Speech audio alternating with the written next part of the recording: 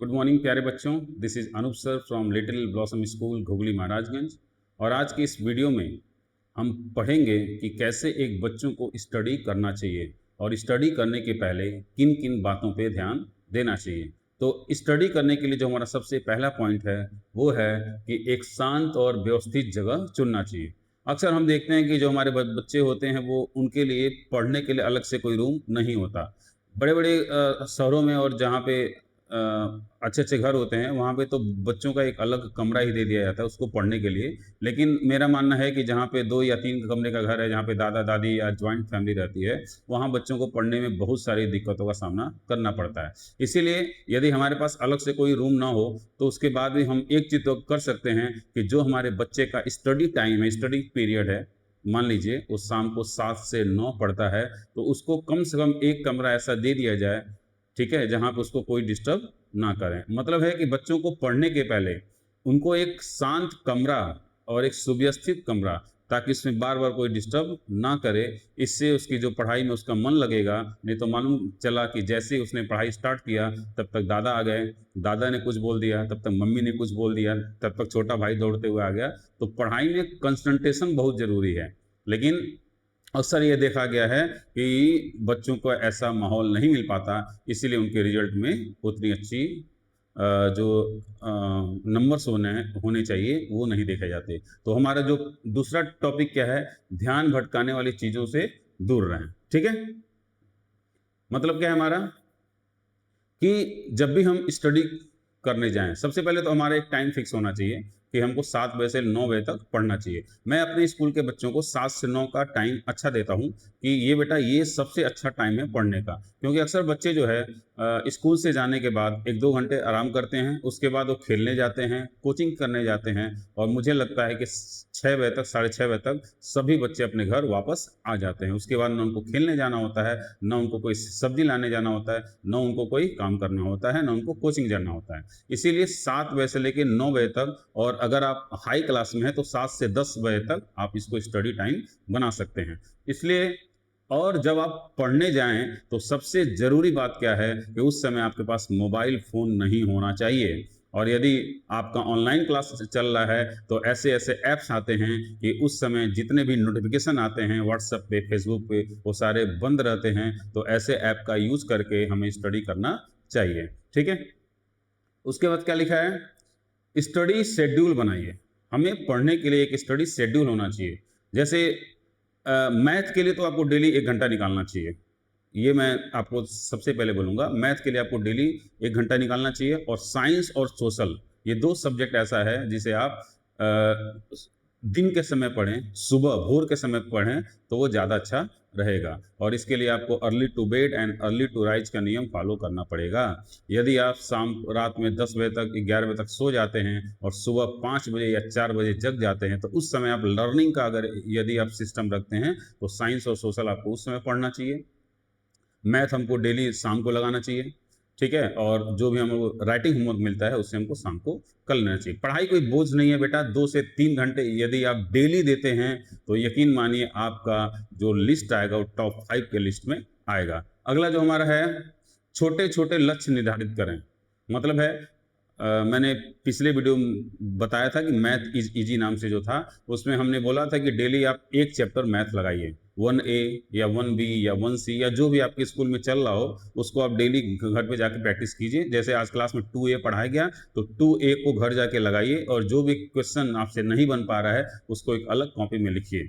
तो हमारे पास एक शेड्यूल होना चाहिए कि हमको कब कौन-सा सब्जेक्ट पढ़ना है। देखिए, अगर हम बात करें तो 8 हमारे मेन सब्जेक्ट होते हैं, यदि हम छोटे क्लास की बात करें 5 से 8 के बीच में, जिसमें होता है Hindi, English, math, science, social, computer, GK. ठीक है? जीके ऐसा चीज़ है कि यदि हम क्लास में मन से पढ़ रहे हों, तो जीके हमको अलग से याद करने की, कोई रट्टा मारने की ज़रूरत नहीं होती है। लेकिन उसके बाद भी अगर हमारा एग्ज़ाम हो या टेस्ट हो, तो हम 1 दिन पहले उसको रट सकते हैं। ठीक है। उसके बाद होना चाहिए हमारा मैथ, मैथ हमको डेली लगाना चाहिए। हिंदी हमारा स्टोरी है, हिंदी हमको स्टोरी एक बार में याद होना चाहिए, ठीक है। मात्राओं पे विशेष ध्यान देना चाहिए। तो ऐसे ले दे के देखा जाए तो केवल 3 सब्जेक्ट ऐसे हैं जिसको डेली प्रैक्टिस करने की आवश्यकता होती है, वो होता है हमारा मैथ, साइंस और सोशल, ठीक है। तो इस पे हमको ज़्यादा फोकस करना है। बाकी जो हमारे माइनर सब्जेक्ट हैं उससे हमको क्लास में ही ध्यान से देंगे। अगर आप क्लास में ध्यान से टीचर की बात सुनेंगे तो पढ़ते समय ही 80% चीज़ें याद हो जाती हैं, और घर जाके अगर हम पढ़ते हैं तो वो चीज़ें हमको एक बार 99% तक याद होने की संभावना रहती है। लेकिन जब आपका एग्जाम हो तो उसको हम 2 दिन 3 दिन पहले उस सारे सिलेबस को रिवाइज करते हैं। तो ये क्या है, हमारा छोटे-छोटे लक्ष्य निर्धारित करें। हमको डेली केवल एक लेसन यदि हम लक्ष्य बनाएं कि हम मैथ का चैप्टर 1A एक दिन में खत्म करेंगे, चैप्टर 1B एक दिन में खत्म करेंगे। साइंस है तो लेसन 1 का हम शॉर्ट आंसर ही याद करेंगे, या एसएसटी है तो लेसन 1 का हम शॉर्ट आंसर याद करेंगे या लॉन्ग आंसर याद करेंगे। यदि देखा जाए बेटा तो आपके, चूंकि मैं स्कूल का एक डायरेक्टर भी हूं तो मुझे मालूम है कि हर एक सब्जेक्ट में ज़्यादा से ज़्यादा 12 से 14 लेसन होते हैं। यानी एक महीना में एक लेसन, यदि बेटा आप ध्यान दें तो एक महीना में एक लेसन भी आप अगर पढ़ते हैं। लेकिन मान लीजिए अगर हम गर्मी की छुट्टी, ठंडी की छुट्टी के बाद छोड़ दें तो एक महीने में 2 लेसन का लक्ष्य बेटा आप बनाते हैं तो यकीन मानिए आपकी पढ़ाई बहुत ही अच्छी जाने वाली है। तो अगला हमारा क्या है, छोटे छोटे लक्ष्य याद करें, ब्रेक लेना न भूलें, ठीक है। मतलब क्या है कि हम लोग को ब्रेक लेना नहीं भूलना चाहिए, लगातार हमको नहीं पढ़ना चाहिए। हमेशा 1 घंटे के बाद एक ब्रेक हो जाना चाहिए। जैसे एग्जाम्पल, जैसे हम सभी को मालूम है स्कूल में बेटा 40 मिनट का एक बेल होता है, ठीक है। 40 मिनट का बेल क्यों होता है? क्योंकि लगातार हम 1 घंटा 1.5 घंटा एक सब्जेक्ट को नहीं पढ़ सकते, हम बाद में बोर होने लगते हैं। वैसे ही आपका घर पे भी आपका एक शेड्यूल होना चाहिए बेटा। घर पे हमको एक बार में 40 से 45 मिनट एक सब्जेक्ट को देना चाहिए, उसके बाद 5 मिनट का ब्रेक लेना चाहिए, थोड़ा सा टहल लेना चाहिए, थोड़ा सी लंबी सांस लेना चाहिए, ठीक है। उसके बाद फिर हमको बैठने पढ़ने चाहिए, ठीक है। अगला हमारा क्या है, एक्टिव लर्निंग है। मतलब है कि यदि हमको बोला जाए तो बेटा सर सर मेरा बेटा बहुत पढ़ता है, लेकिन मुझे मालूम है वो क्या, बहुत सारे बच्चे क्या करते हैं, वो केवल जो है बुक खोल के बैठे रहते हैं। बुक खोल के बैठना पढ़ाई नहीं होता है, या कॉपी बैठ के कंप्लीट करना वो पढ़ाई नहीं होता है। जब तक हम सेल्फ स्टडी नहीं करते हैं, मतलब आज मैं लेसन 1 का ये क्वेश्चन लर्न करके रहूंगा, आज मैंने ये लक्ष्य बनाया है कि आज मैं लेसन 1 के सारे शॉर्ट आंसर में लर्न कर लूंगा, आज मैं भाषा के सारे क्वेश्चन में पढ़ लूंगा, याद कर लूंगा। तो जब तक आप, ठीक है, सक्रिय अध्ययन नहीं करेंगे, एक्टिव लर्निंग, बस बुक खोल के पढ़ना वो एक्टिव लर्निंग नहीं है। एक लक्ष्य बनाइए कि आज मैं 1A सॉल्व कर लूंगा, आज मैं हिंदी का लेसन 1-2 का वर्ड मीनिंग याद कर लूंगा। इसे हम बोलते हैं बेटा एक्टिव लर्निंग, ठीक है। अगला हमारा क्या है, स्वस्थ भोजन करें और पानी पिएं हमेशा।